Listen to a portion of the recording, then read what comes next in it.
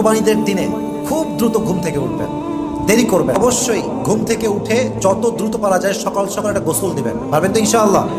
সুন্দর করে গোসল দিবেন। আল্লাহ আমাদেরকে তৌফিক দান করুন। সকলে পড়া আমিন। গোসল হলেন মাশাআল্লাহ, সাবান দিয়ে শ্যাম্পু দিয়ে ফ্রেশ হয়ে জাস্ট গোসল দেওয়া শেষ।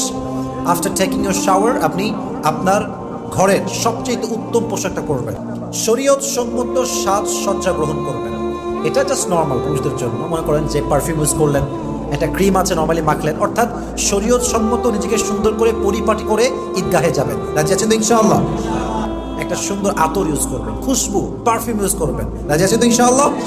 ঈদগাহে যাওয়ার পূর্বে কিছু খেয়ে যাবেন। It could be anything. এই মনে করেন যে পায়েস, মিষ্টি, মানে যে কোনো একটা খাবার, বাট মিষ্টি মুখ করা সুন্নাত। কিছু একটা খেয়ে ঈদগাহে যাবেন। রাজি আছেন তো ইনশাআল্লাহ? ঈদগাহে আগে যাবেন, একদম জামাত শেষ সালাম ফিরাবে, কোনো লুঙ্গি বাঁধতে গেলেন না, এটা সুন্নাহ না। অবশ্যই আগে যাবেন। রাজি আছেন তো ইনশাআল্লাহ?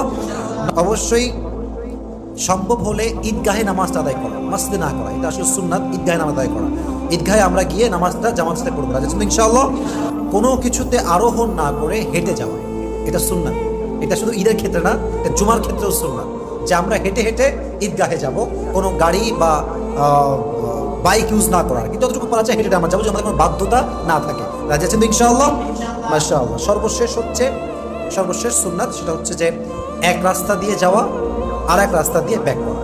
মনে করেন আপনি গেলেন একদিক দিয়ে, এক মোড় দিয়ে যাওয়ার সময়, আসার সময় আর এক মোড় দিয়ে ব্যাক করবেন, এটা সুন্নাত। আপনি চাইলে আদায় করতে পারেন, সুন্নার কাতারে শামিল হয়ে যাবে।